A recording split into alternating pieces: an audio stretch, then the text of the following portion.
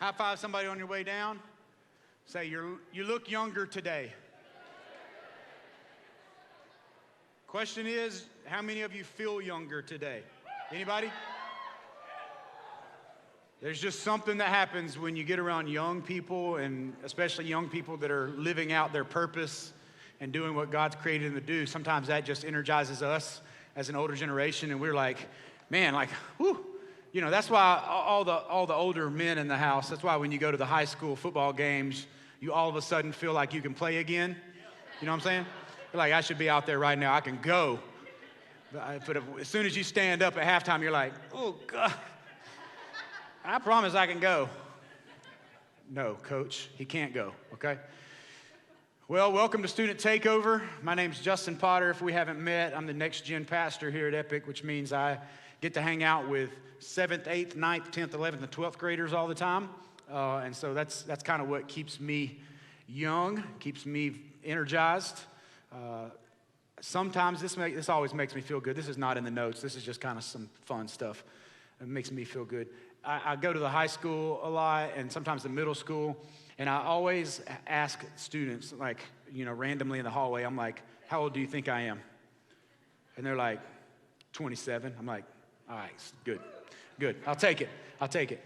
Nobody ever guesses my real age, which I love. So I'm just going to keep a secret so that the word doesn't get out. I want to keep, being young. So anyhow, today we are in the middle of this design series, and so we're not going to take a break from it. We're actually going to continue the series today through Student Takeover. So just kind of quick recap.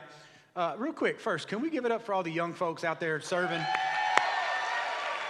We got them all over the place. You probably saw them in the parking lot, the cafe, the greeters, auditorium. You saw them all over the platform. There's some walking in. What's up, Alyssa? How you doing? I know she loves to be the center of attention. How you doing? All right, just wave at everybody. Everybody say, hey, Alyssa. So it is Student Takeover, so we're highlighting the students today. Just real quick, kind of help you understand why we do this. We do it, once a year on average. And really it's not so that the pastors can have a week off and, go do whatever they want to do. And we just kind of feel, it's not so that you guys as adult servant leaders can have the week off and just come and attend. That's not the purpose of it. These are benefits of it, but not the purpose. The purpose is so that as a church family, we can kind of see what our legacy looks like and see what the future looks like that's coming. But even bigger than that, it's really so that these young people, and this year, Student Takeover includes kindergartners all the way up through seniors. So we've got kindergartners that are out there serving, y'all. Like, that's crazy.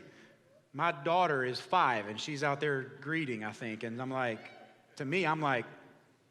how is this possible? We got kindergartners serving, so that's really cool.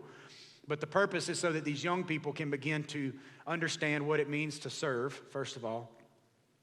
But they can begin to understand what it means to live life to the fullest and to live your life with an attitude of service for other people, not just for you. And then on top of that, our goal here, like our vision, our long-term vision is to develop transformational leaders. And so that's another thing that we really want to pour into young people. And we do that at Rise, we do that at Shift. It happens over there in Quest and Transit. It even happens back in Journey, is that we're teaching them and helping them understand what it means to be a transformational leader. And that doesn't necessarily mean they're going to go into ministry one day, but it means that some of them will be teachers, some of them will be nurses and lawyers and all kinds of things, that they will be able to lead transformationally in their jobs and in their careers and with their families. And so that's kind of just a broad overview of what Student Takeover really represents and why we do it. It's very important. Plus, it's always good to put students in a place, and I kind of mentioned this, where they can kind of feel why they were created and what their purpose is. Like, our purpose is to serve God in His house. And so here they get a chance to do that on Student Takeover. So a couple weeks ago, Pastor Ivy started this series talking about the theory of evolution. Anybody here for that? Okay, a few of you, maybe not, okay. What about last week? We talked about intelligent design. Who was here for that?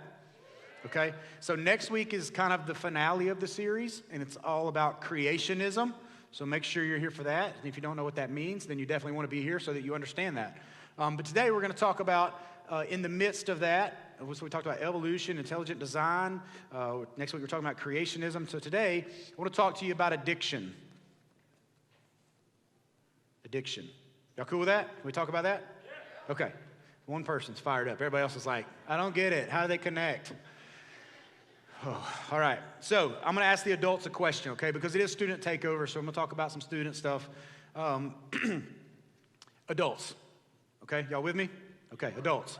If I'm gonna ask you a question, then I'm gonna say 1, 2, 3, and on the count of 3, you answer out loud, all together, all right? So if you had to pick one thing that you believe young people are addicted to, what would it be? 1, 2, 3. Okay, 1, 2, 3. Okay, I heard cell phones, smartphones, something, lots of things related to that, right? So raise your hand if you agree with that answer.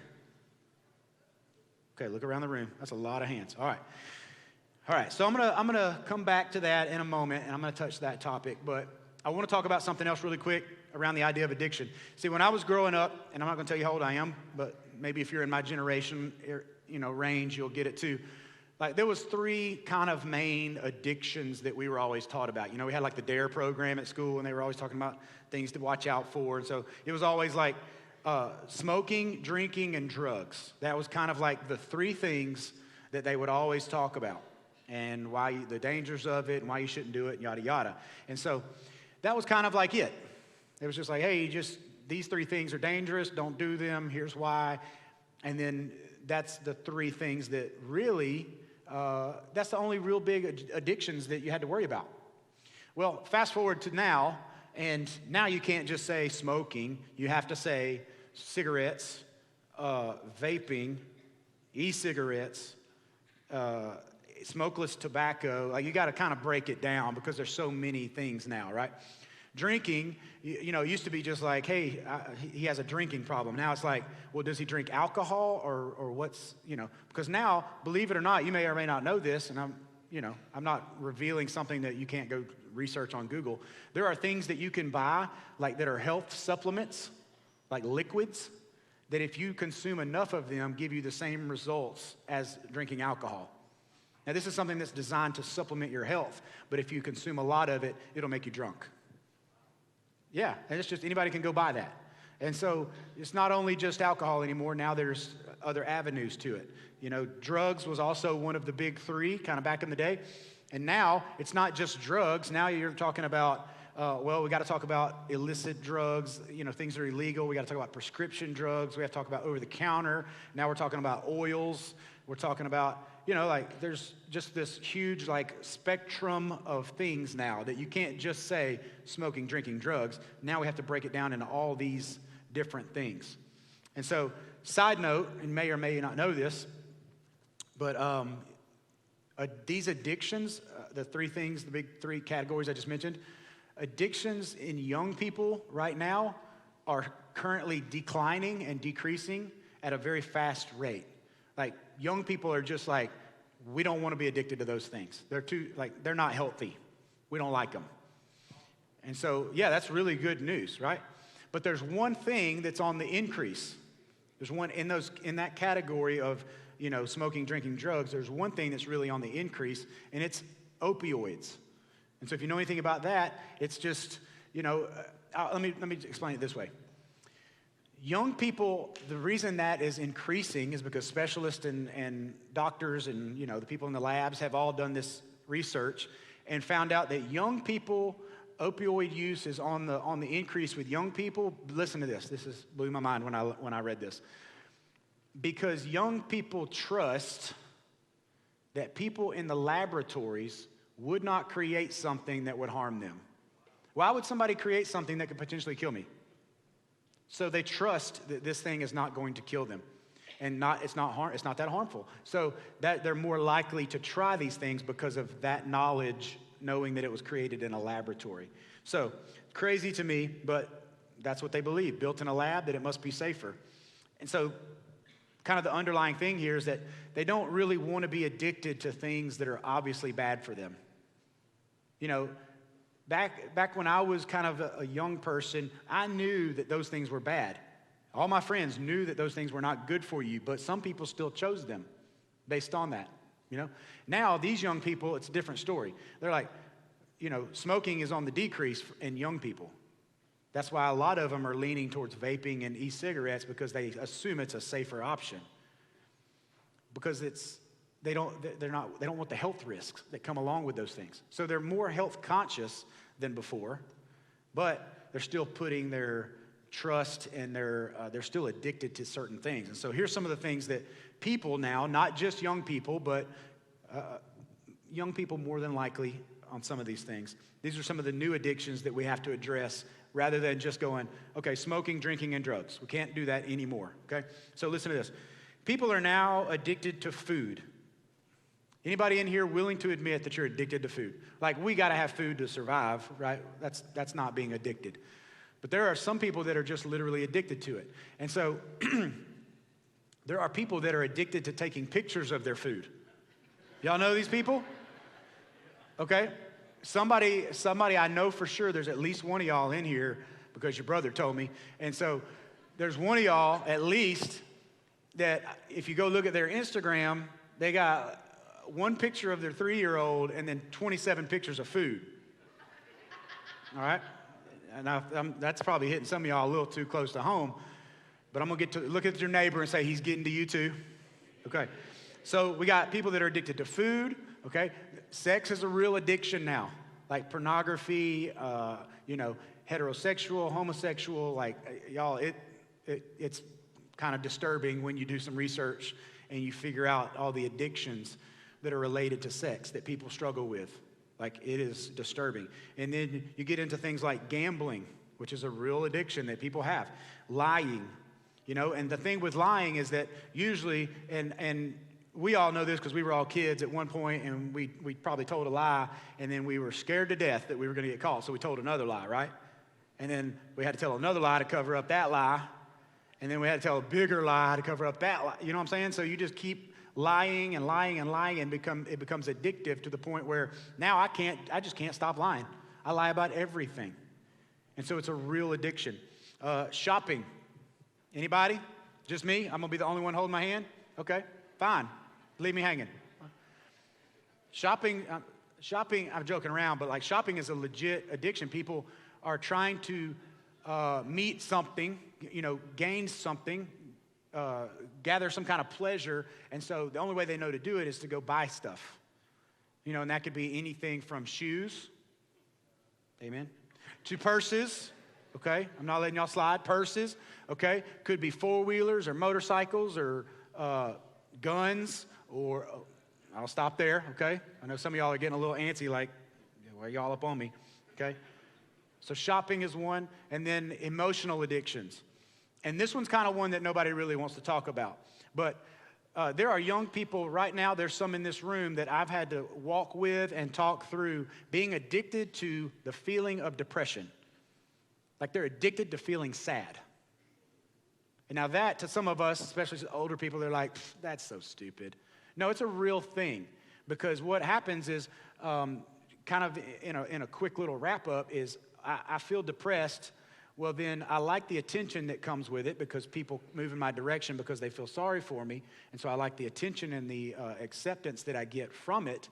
But then I also kind of like the non-approval and the non-acceptance that I get, where I kind of beat myself up and self-deprecate a little bit. And I kind of like that too. So there's this weird thing that's like two different opposites that are really feeding the same desire, and it causes us to be addicted to depression or anxiety or something like that, and it's just kind of like this repeated pattern of feeling these things.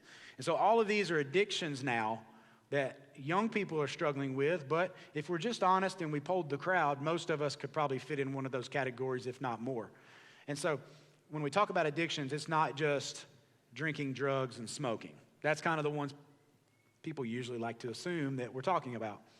But the cool thing is that, and you guys mentioned this, the one I'm kind of going to hit on here in a minute is the obvious one that you guys all yelled out, mobile devices and smartphones, cell phones, okay? So I'm going to touch on those in just a moment. But the reason, I think this is kind of cool that young people now, and it sounds weird that I'm going to say it this way, but young people are choosing very wisely what to be addicted to. They're very wise about what they choose. Like I said, less and less teenagers every year are choosing smoking. Less and less teenagers every year are choosing alcohol. Less and less teenagers every year are choosing illegal drugs or some sort of drug. Instead, they're like, you know what? And we do this too if we're honest as adults. We're like, you know what? I'm addicted to shopping, but at least I'm not addicted to heroin. Right? I'm addicted to shoes. So it can't be that bad. Okay? So we have to level the playing field and just whatever your thing is, we're going to talk about it today. Okay? So whatever it is that you feel like you're addicted to, Proverbs says that a fool is wise in his own eyes. And then this is Proverbs 3:7. It says, don't think for a moment that you know it all, for wisdom comes when you adore him with undivided devotion and avoid everything that's wrong.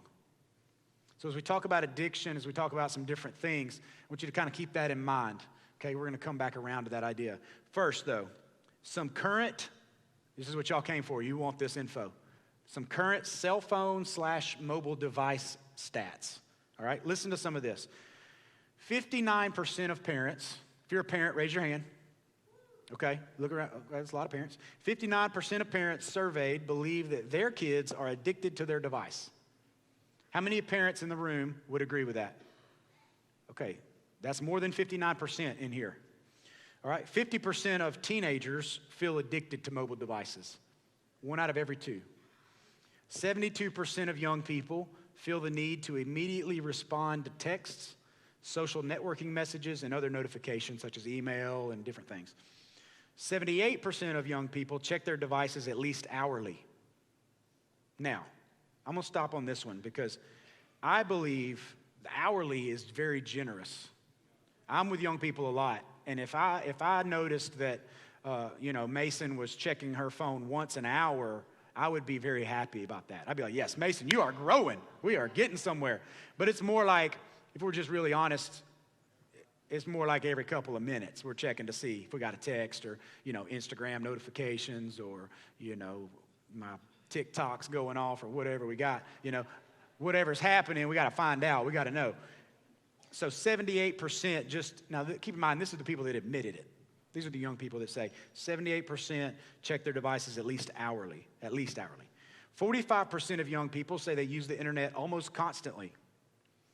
44% say they go online several times a day.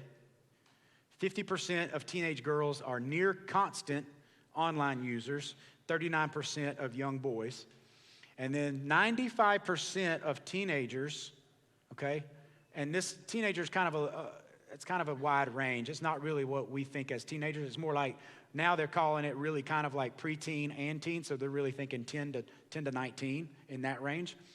95% of those young people have access to a smartphone. Now for us, we think, well, that 95%, I think 100%. But we're thinking, you guys, what we're thinking right now is you're probably thinking this room, their school, Decatur. You're thinking, this is worldwide, 95% of young people. There are countries, entire countries on our planet that don't have a single phone. But yet the percentage is still 95% of young people. Crazy. So these are just some of the stats, all right? Now here I want to talk about, we've talked about addiction and we talked about some of the things that we're addicted to. We talked a little bit about cell phones. Let's talk about the symptoms, okay? Because as a parent, I'm here to help you identify the symptoms that your young person might be addicted to their device, okay? Y'all receiving this? Okay. I'm going to give you some dead giveaways here. But as a parent, I want you to think about, does this describe you as well? Okay? So listen. Excessive use that causes conflict with family or withdrawing from the family or shared events in favor of smartphone use. Do you withdraw from the family, young or old, because you need to use your phone? Okay?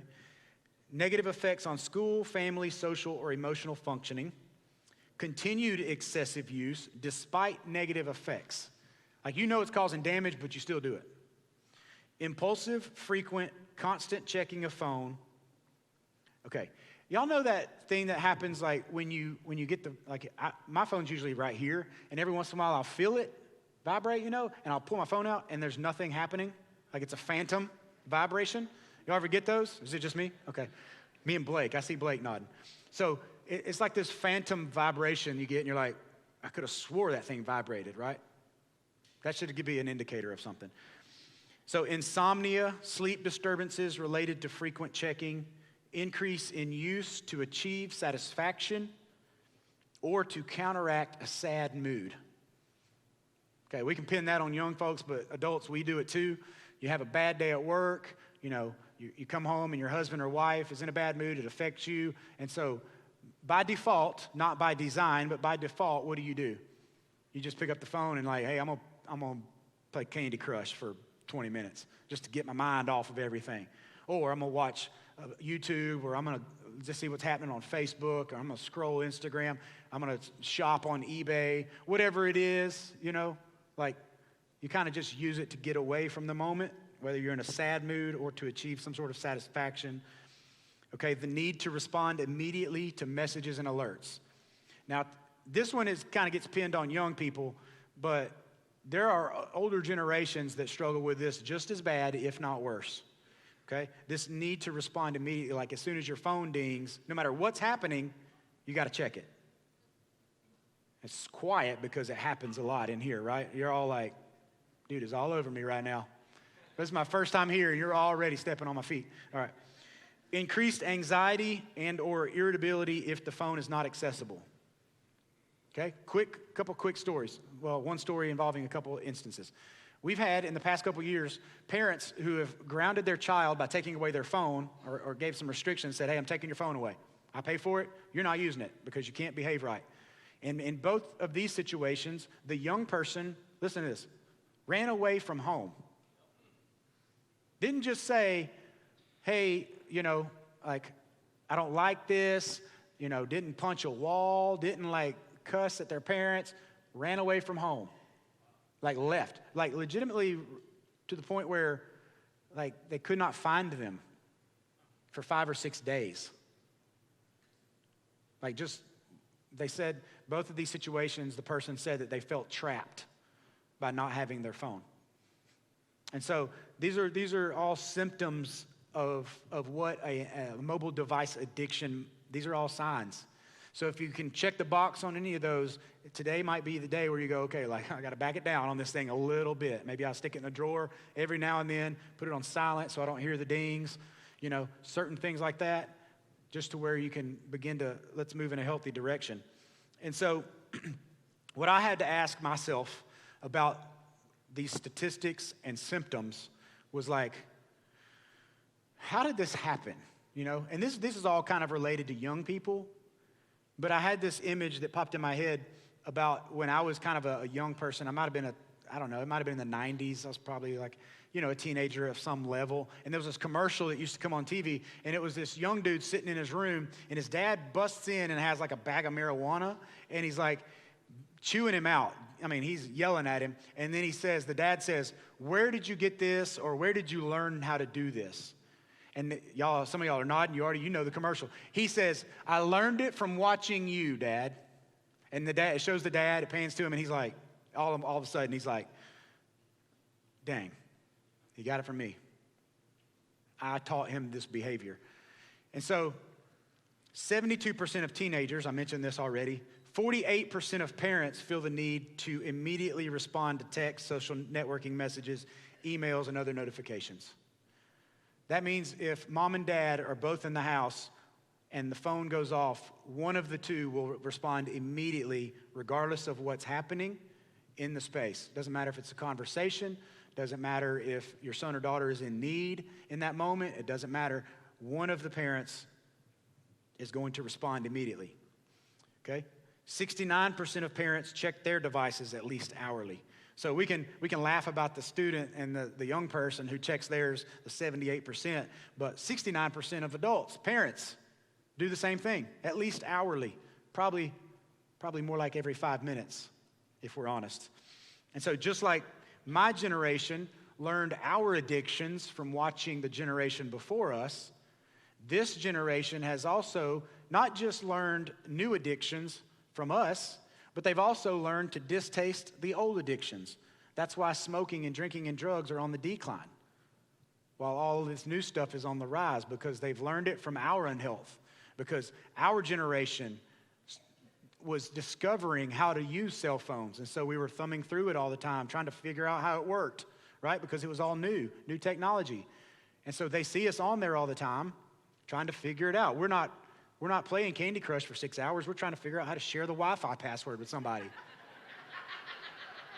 But your 6-year-old doesn't know that. All they know is that you're on the phone all the time, right? So they develop these addictions, whether it's food or lying or whatever, from the generation before them. That's the way it's always been. This is what the Bible says, Romans 5:12. When Adam sinned, the entire world was affected. Sin entered human experience and death was the result. And so death followed this sin, casting its shadow over all humanity because all have sinned. People as a whole, but especially young people, they're really good at following the generation before them. People in general do this, but young people especially, because they're trying to figure out the direction, they're trying to find the way to go, and the only people they know to look for are the people that are in front of them. That's you and me.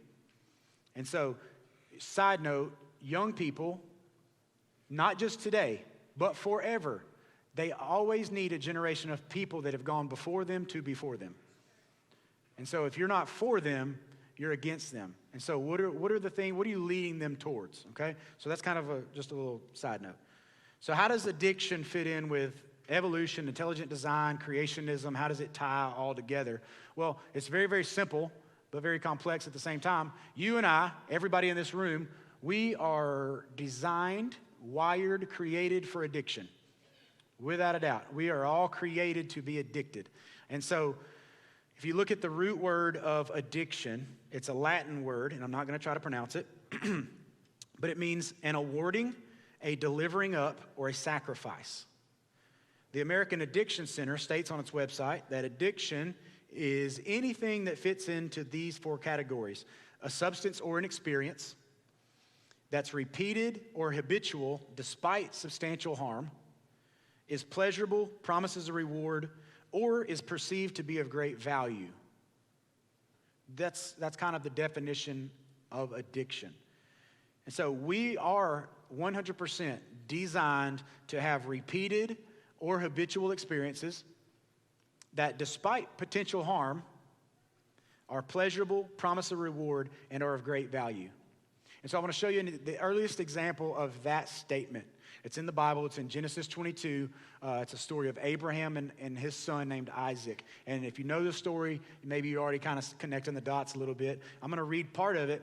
But basically, God says, hey, Abraham, if you have all this faith in me and you really trust me like you say you do, here's what I need you to do. I need you to take your son. Yeah, I know it's the only son you have. And by the way, I know he's not like 10 or 11 or 12. He's like 30. He's a grown man. I need you to take him and sacrifice him. I need you to kill your son because I told you to. If you really love me, then you'll do that, okay? That's not what the Bible says, but that's what it says, okay? So Genesis 22 says this. The next morning, Abraham got up early. He saddled his donkey, took 2 of his servants with him, along with his son Isaac. Then he chopped wood for a fire for a burnt offering and set out for the place God had told him about. On the 3rd day of their journey, Abraham looked up, saw the place in the distance. He tells the servant, stay here with the donkey. The boy and I will travel a little farther. He says, we will worship there, and then we will come right back. So Abraham placed the wood for the burnt offering on Isaac's shoulders, while he himself carried the fire and the knife. As the 2 of them walked on together, Isaac turned to Abraham and says, Father, yes, my son? Abraham replies, we have the fire and the wood, but where's the sheep for the burnt offering? Abraham's response, God will provide.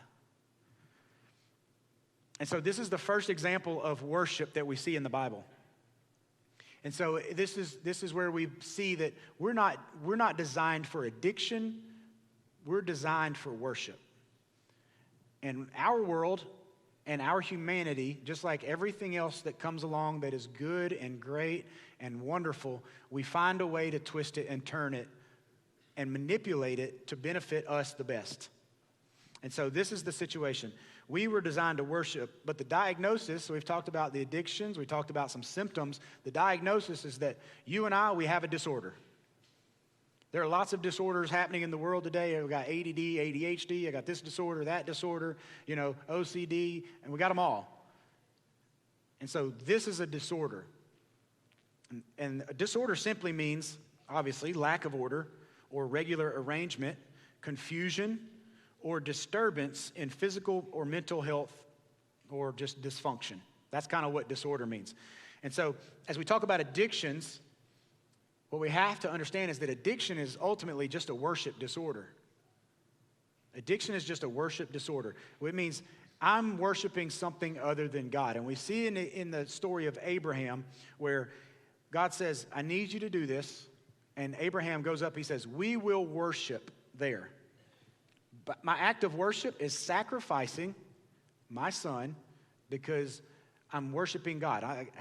That blows my mind. Like, if y'all don't know that, my son came out here and did the little rapping thing earlier. And like, first of all, I'm super proud of him. If you don't know his background, that's a big deal. But I'm gonna stand here before you. I love God. I love Jesus. But I couldn't sacrifice him. I can't even fathom what it would be like to take my son and hold a knife and really like be on the way down with it before God says, hey, whoa, don't do that. It's okay. Just checking on you, just seeing if you were in. Right? Maybe I'm weird, I don't know, but I just couldn't do it. And so the fact that Abraham's like, this is my act of worship. This is my sacrifice.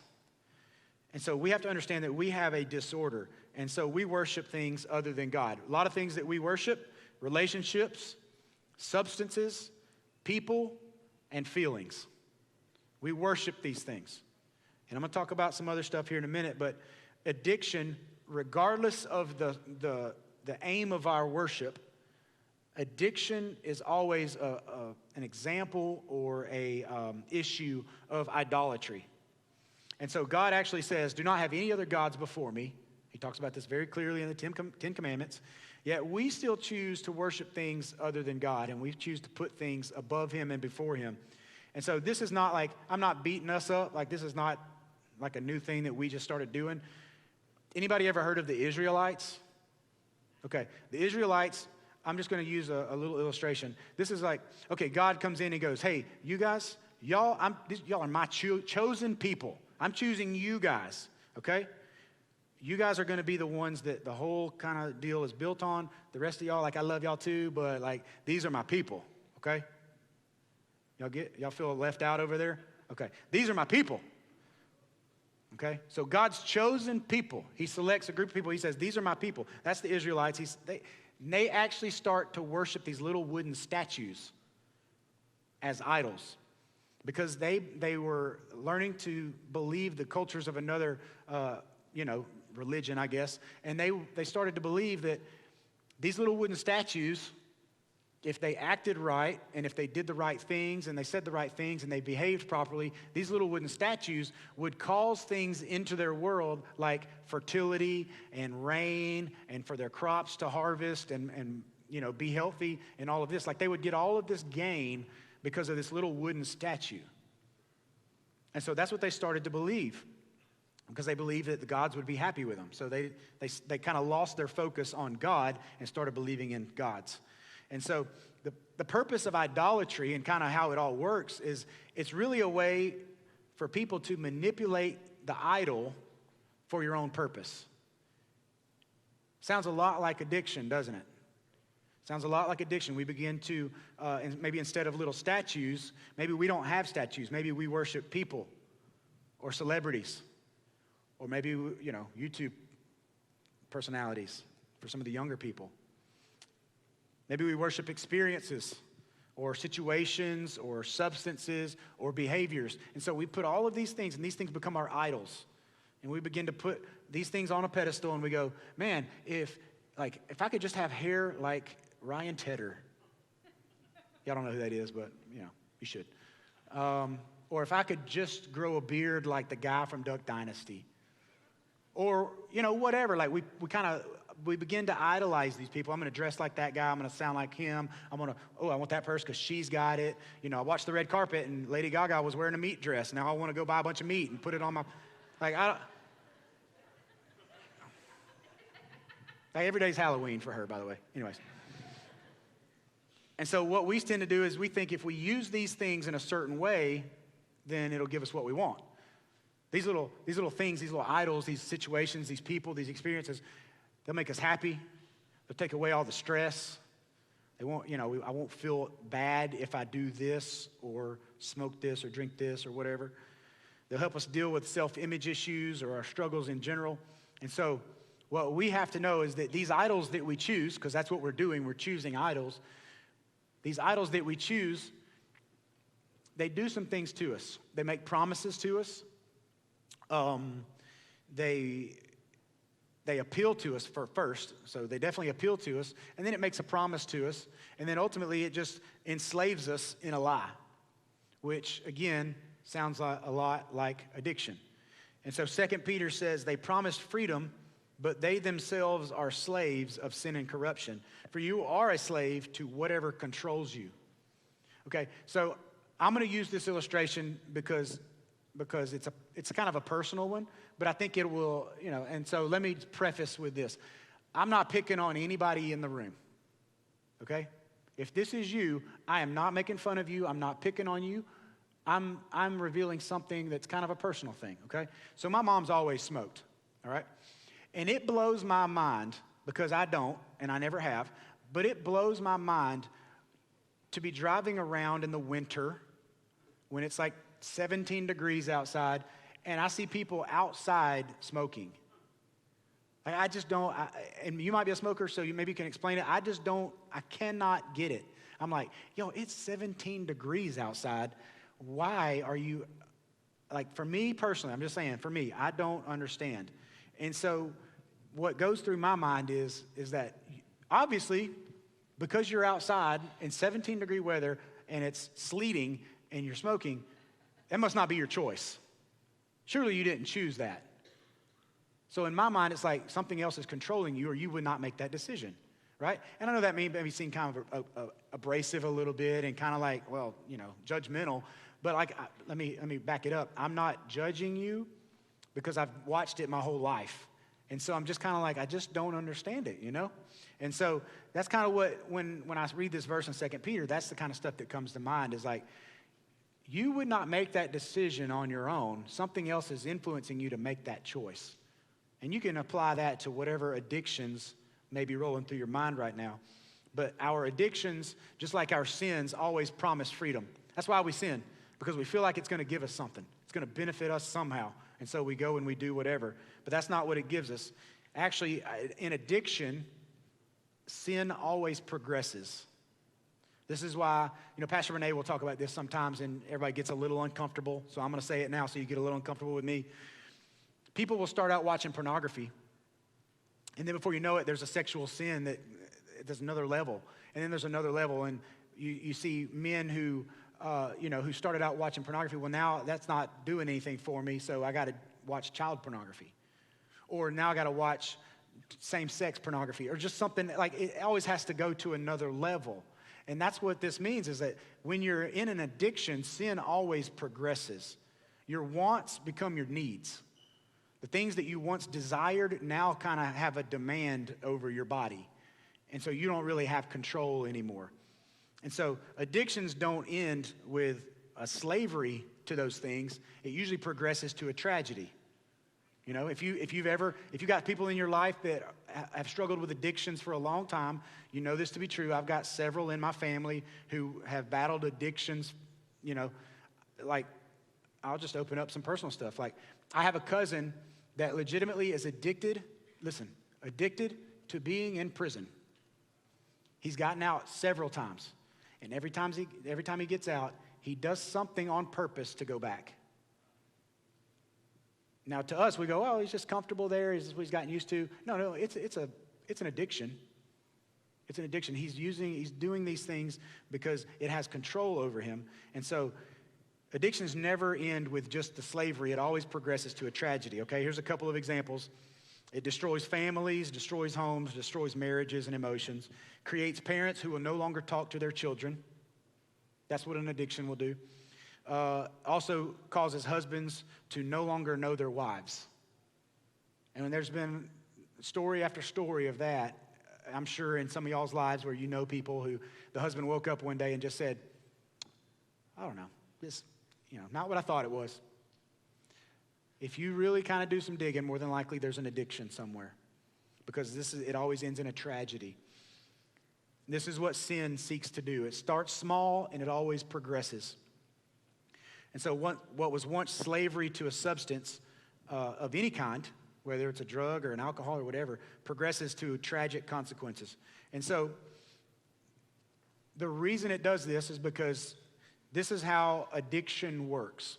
Like I said, we were created for addiction. We're designed to be addicted. Not in an unhealthy way, but in a healthy way. And so we have this natural desire within us to repeat or have habitual experiences over and over again, regardless of potential harm. Doesn't matter, right? Because we value or we see the treasure in that thing. Okay? We're designed that way. That's why you come to church. You're designed that way. And so what we do is that we constantly, like because of our chemical makeup and the way that God designed us, we have a hole in our soul somewhere. And the only way that we can be fulfilled and live a full and satisfying life, like the Bible says, is to have that thing full, is to fill it. And so our tendency naturally is we have a desire, we have a need. I need this thing filled up. I gotta have this hole filled, right? Like if you've driven in our parking lot and you came in the front entrance out here, there are lots of holes that need to be filled, right? True story. All right, you're going to have a chance to tithe and give an offering. No, I'm just kidding. All right. Some of y'all were like, he did not just tithe. So we have this desire, this need, right? This emotional thing inside of us. And so if we can't find a way on our own, this is what we do. We on our own, we've got to find a way to fill it. And so whatever kind of, that looks like it might work. I think I'll do that. This might work. I don't know, I'll do that. Cell phone, let me try it. Ooh, oh yeah, that gives me some pleasure. That makes me feel good. And so we go around and we just try all of these things when ultimately it's like it's an emotional thing and we'll never be fulfilled by it because of this disorder that we have. And so what causes the disorder is the same thing that Jeremiah talks about in chapter 2. It says, has anyone, listen, how relevant is this? Has anyone ever heard of anything as strange as this? People are addicted to cell phones. That's not what it says. I'm adding that part in. Has anyone ever heard of anything as strange as this? Has any nation ever traded its God for a new one? Even though they are not gods at all. Yet my people have exchanged their glorious God for worthless idols. The heavens are shocked at such a thing and shrink back in horror and dismay, says the Lord. For my people have done two evil things. One, they have abandoned me.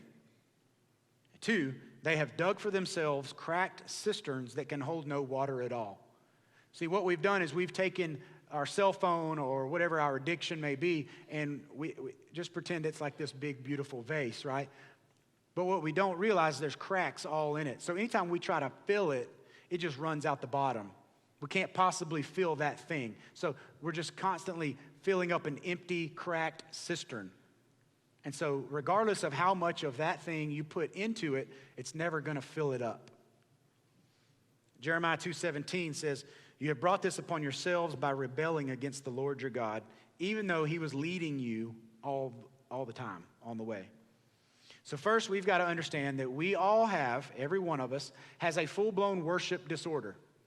We just have to come to grips with that, okay? We have a worship disorder. If I was to go to the doctor and the doctor says, JP, like, it's not good, man, you've got cancer. I have to make a decision here. I have to, I'm going to hit the spiritual side of it and then the other side, okay? So I have to go, I don't agree with that diagnosis at all. In Jesus' name, I reject that. I do not have cancer. The Bible says I am 100% whole and healed. Not true. Now, that's legitimately, I can do that to the doctor, right? I can say, I'm not believing it. You believe it if you want to, but I'm not believing it. So that's like the spiritual side of it. But what do we do? Like, if we're just honest, what do we do? Okay, so how can I fix this? If it's cancer, fine. If it's this thing, fine. How can I fix it? What can I do? Give me the steps. What's the next thing, right? And so when you're diagnosed with something or you're diagnosed with a disorder, you got to understand, how do I fix it? Like, that's always the next question, right? How do I fix it? Well, if it's cancer, you got chemo, you got radiation, whatever the steps are, this is the next steps for you. Okay, so here's what we have to understand. The remedy is included here. God made us to have strong desires. God made us to pursue rewards and values. God made us to repeat behavior based on those desires and rewards. God also made us to submit our control to something outside of ourselves. God also made us to long for satisfaction. All of those things describe addiction. But all of those things also describe worship. See, the problem with people that are addicted is not that they worship or, that they idolize these things, but it's the fact that they worship the creator or the creature over the creator. And so we tend to look at the product and we worship these little things rather than worshiping God who created all those things and allowed us to invent these things. And so that's what people naturally do is we kind of worship the creature over the creator. And so God made people to pursue what they value or treasure the most. I don't know if you guys would agree with that. I believe it 100%. God made you to chase after the things that you value and treasure the most. Addictions are just proof of God's original design, but also proof of humanity's fall and the way that we all messed it up, right? So if we treasure God, we will also treasure the promises that he makes. And so there's this thing that I might have mentioned this, but I don't have that addictive personality per se. There are some people that y'all know, I'll use a universal example because everybody makes fun of these people.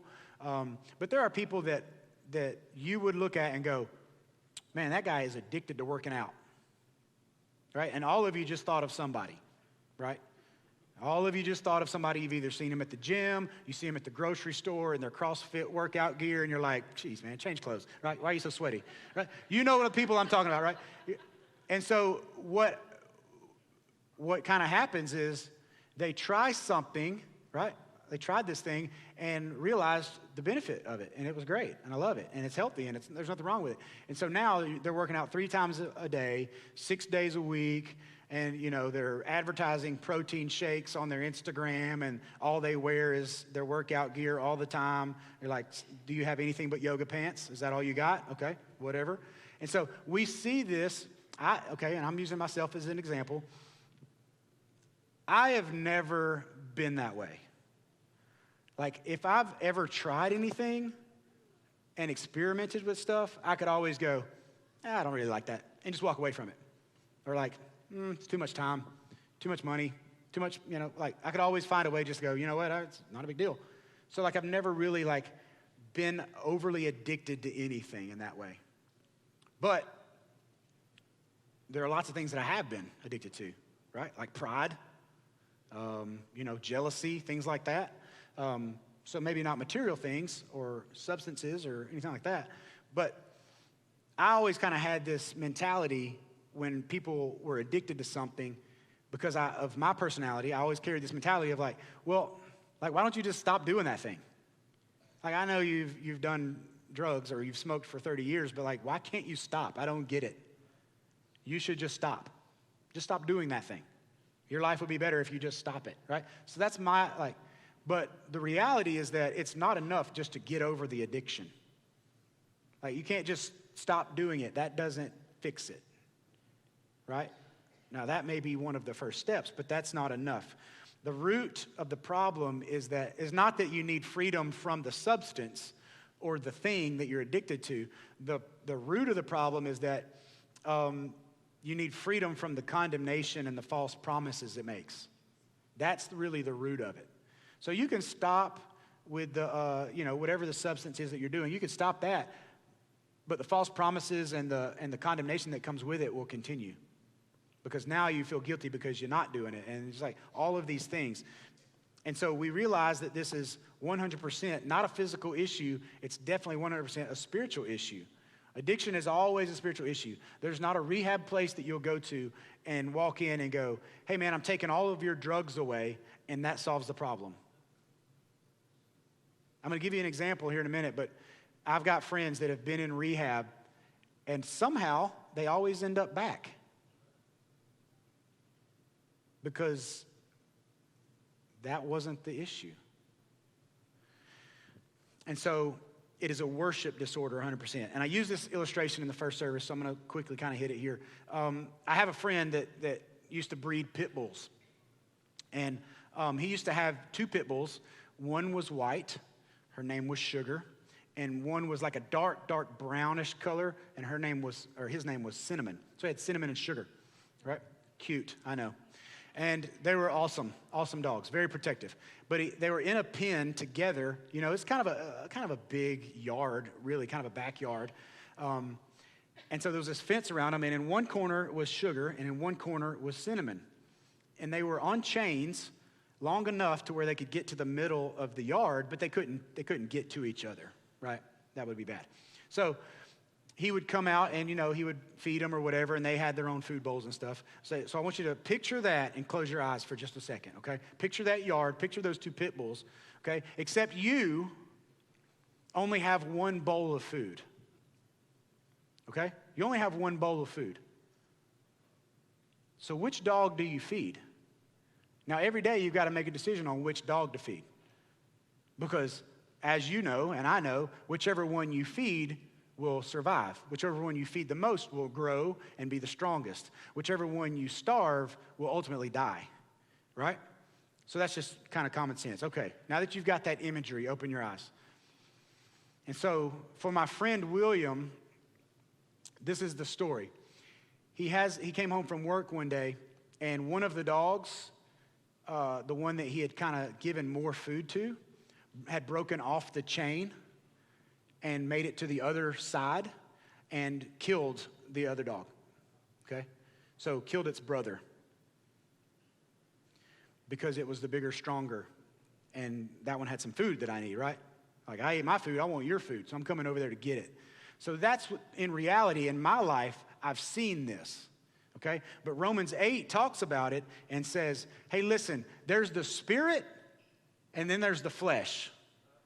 And every day you got one bowl of food and you got to decide what you're going to feed. Are you going to feed the spirit or are you going to feed the flesh? Because whichever one you feed the most is going to win the day. So if you wake up every day and you feed this addiction, which is your flesh, right? It's a desire that you are on your own fulfilling. If you feed that one the most, guess what? It's going to win. It's going to starve the spirit. God's spirit in you will starve because you're not feeding it. You're feeding the flesh every day.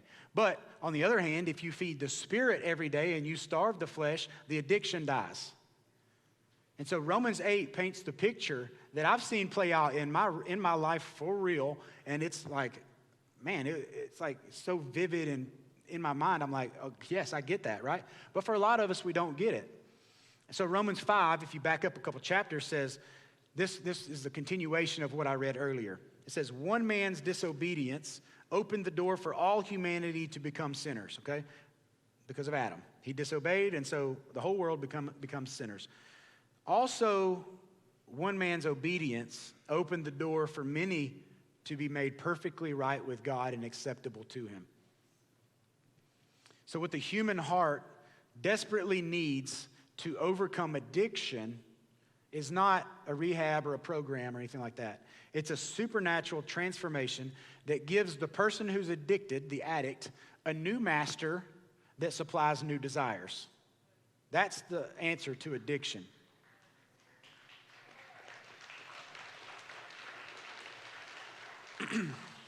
So, only by a change of faith, your spiritual heart, can people have deliverance from addiction. There's no person, no program, or substance that can change another person's faith. I have a really good friend of mine. His name is Chris Dew. He's been here many times and spoken to your students. And he lives in South Carolina, and he will come and visit at least once a year and talk to our young people. And everywhere he goes, he's a traveling evangelist now. And so he owns his own ministry and just kind of travels around the world speaking all the time. And Chris, when he was 15, became a full-blown heroin addict.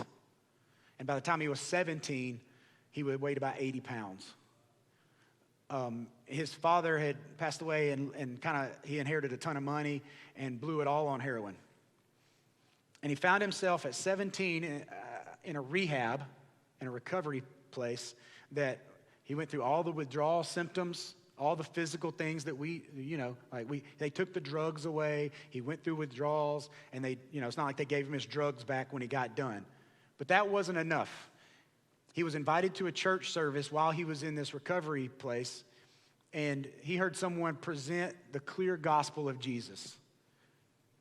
And it wasn't the rehab place, but the presentation of the gospel and the fulfillment of understanding that emotional need that he had would never be met by heroin or any other substance, but only the fact that Jesus is the only thing that would ever fill that hole and fulfill that need.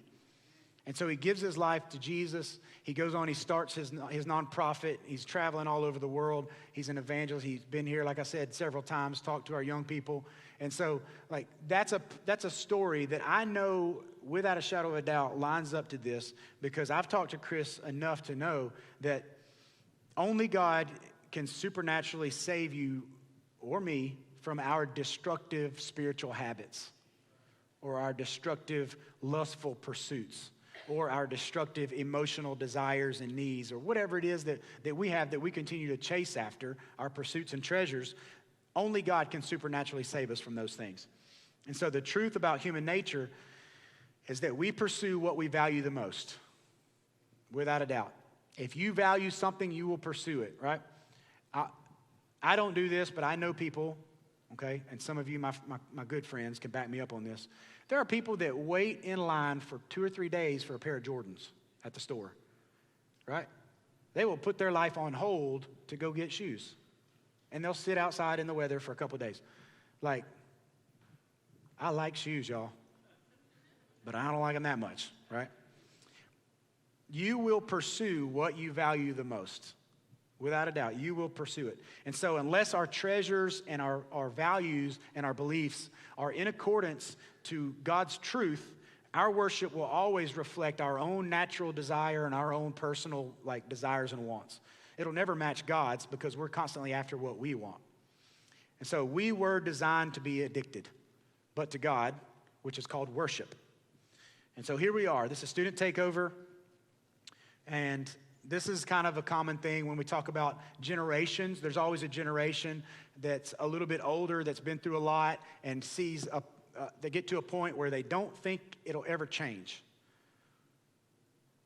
And they look down at the generation that's coming behind them, and they say, man, the world is in trouble if we don't get it together.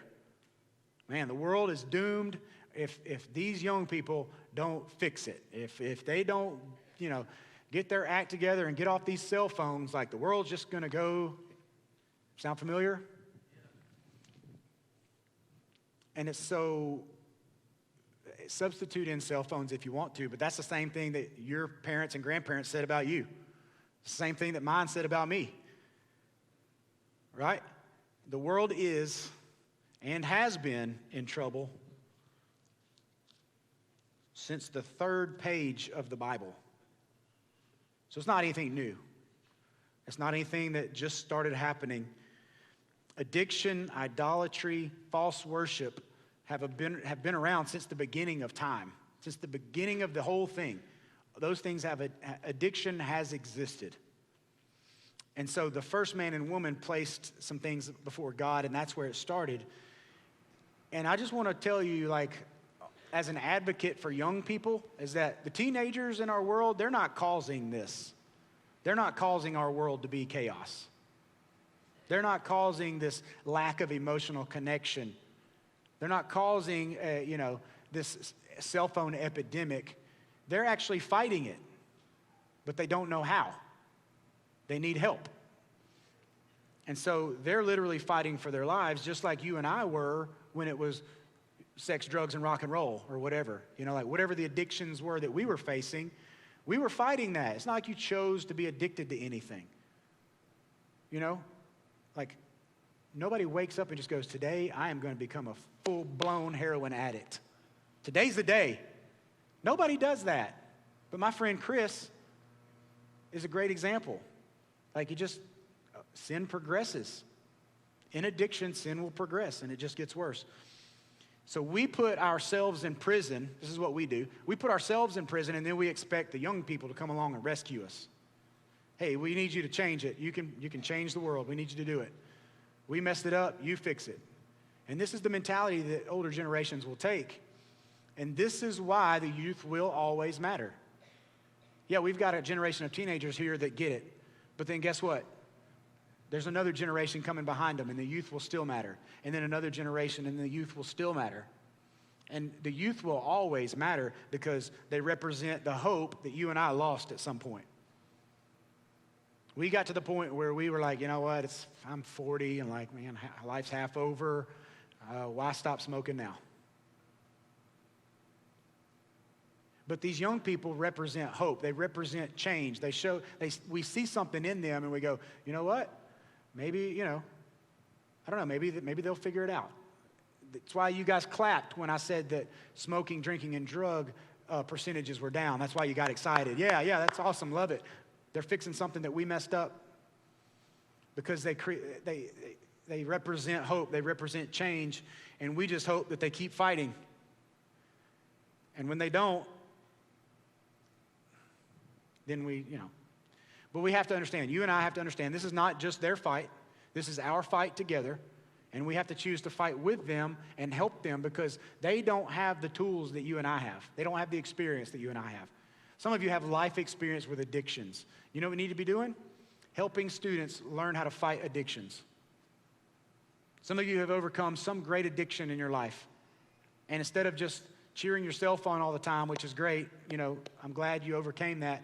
Maybe you can help a young person that's struggling with a cell phone addiction. Because at the end of the day, all addiction's the same. It's all a worship disorder.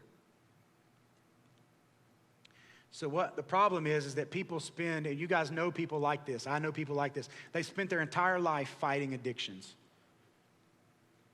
And that's the problem, is they spent their entire life fighting against an addiction rather than fighting for worship.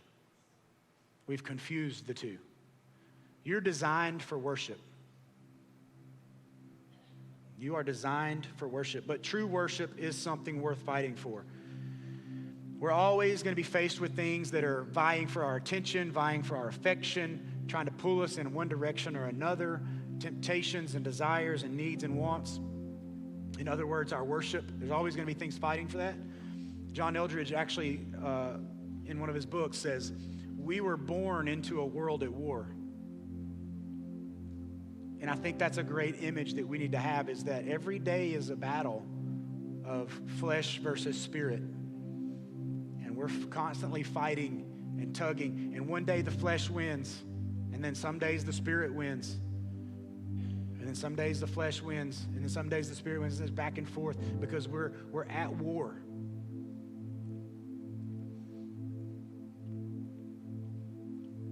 And so there's a song that we're about to sing.